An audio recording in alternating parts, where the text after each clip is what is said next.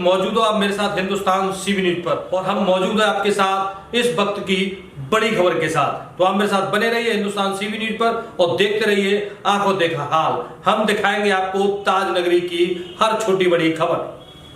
ग्रामीण क्षेत्र में छुपी हुई प्रतिभा को बाहर निकालने के लिए समय समय पर क्रिकेट और वॉलीबॉल टूर्नामेंट के आयोजन होते रहे हैं। आज ताजनगरी आगरा के आगरा जगनेर रोड स्थित ब्लॉक अकोला की ग्राम पंचायत जारुआ कटरा में आज भगौर वॉलीबॉल प्रतियोगिता का आयोजन किया गया।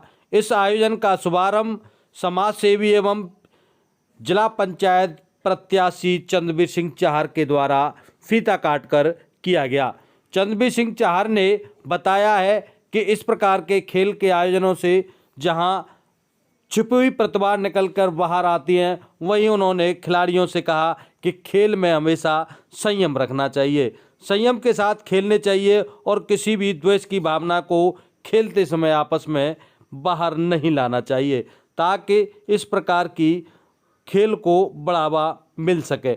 वहीं उन्होंने खिलाड़ियों के लिए इनाम से लेकर अनेक प्रकार की सुविधाएं देने का भी आश्वासन दिया और उन्होंने बताया कि प्रतियोगिता में जितनी भी टीमें भाग लेंगी, विजेता और उपविजेता टीम के लिए वह पुरस्कार के रूप में कमेटी की मदद करेंगे। वहीं द ग्रेट इंडिया के संरक्षक गीतम सिंह एवं जिला अध्यक्ष मंजीत सिंह चाहर भी इस प्रतियोगिता में पहुंचे और उन्होंने सभी खिलाड़ियों का उत्साहवर्धन करते हुए खिलाड़ियों को आर्थिक मदद भी की और उन्होंने कहा कि इस प्रकार के खेल के आयोजन से ग्रामीण प्रतिभाएं भी निकलकर बाहर आती हैं।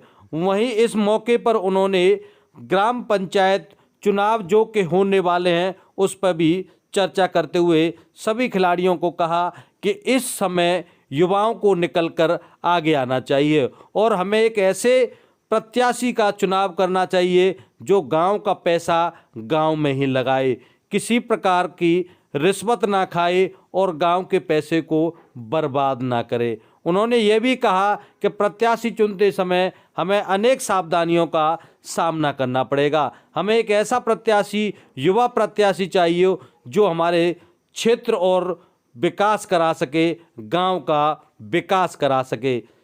गांव के पैसे को गांव में ही लगना चाहिए। वहीं उन्होंने कहा सभी युवाओं से मैं एक निवेदन करता हूं कि आपसी भेदभाव मिटाना चाहिए और वहीं सरकारी ज़मीन से लेकर अपने दरवाजे पर ज़मीन को हम जिस प्रकार रास्तों को घेरते हुए चले आते हैं, ऐसा हमें नहीं करना चाहिए और अपने घर के सामने रास्ता रखना चाहिए और सरकारी ज़मीन सहित किसी भी प्रकार की ज़मीन और मेड़ के पीछे कभी भी नहीं लड़ना चाहिए। वहीं युवाओं से कहा कि खेल एक आपस में मेल के भी आयोजन होते हैं। खेलने से तमाम टीमें जहाँ एक दूसरे से परिचय प्राप्त करती हैं, वहीं आपस में परस्पर प्रेम के साथ रहने की भी वह सीख देती हैं। मैं चंद्रवीर सिंह ग्राम लाड़म मटकड़ा से, और इस वॉलीबॉल प्रतियोगिता के जो आयोजक हैं भैया धर्मवीर और उनके साथी, उनके द्वारा कल परसों मुझे आमंत्रित किया गया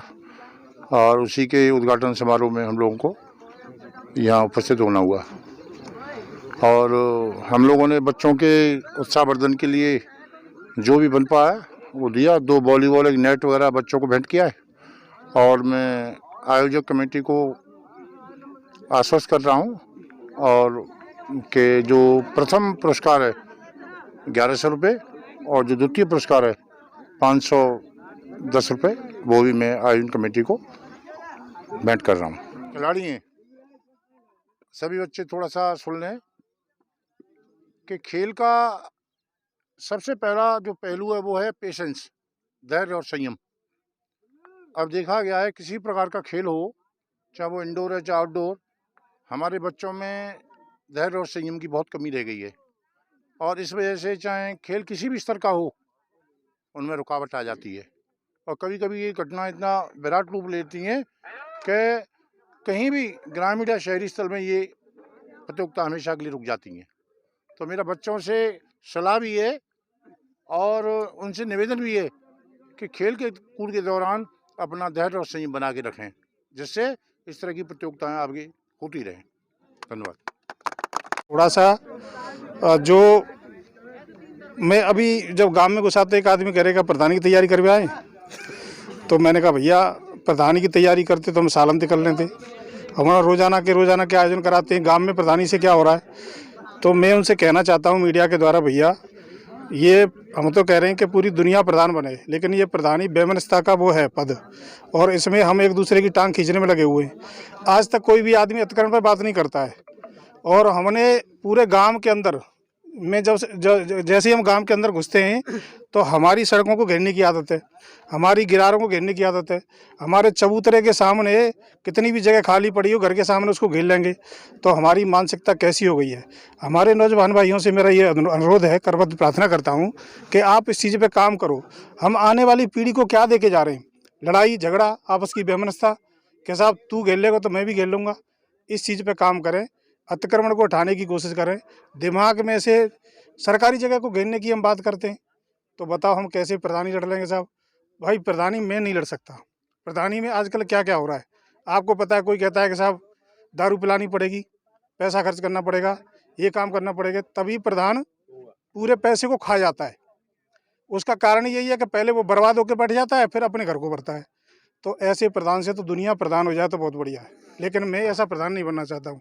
अगर मेरे से आप पूछना चाहते हो, कोई भी भाई, हमारा नौजवान भाई जारू कटरा ग्राम में से जो ईमानदार हो, अच्छा हो, नौजवान हो और पैसे को खाने की नीयत नहीं रखता हो और थोड़ा सा विकास करा सके, आप उस पर गौर करें, परिवारवाद से निकलें और ज़रूर सोचें इस बारे में। नहीं तो कहीं न कहीं हम अपनी पीढ़ी को, आने वाली पीढ़ी को ये दे के जा रहे हैं कि अरे हमारे बाप दादाओं ने ऐसा किया था, उसका दारूबाज का वो कर दिया, वो चोर का, डकैत का, बदमाश का वो समर्थन कर दिया।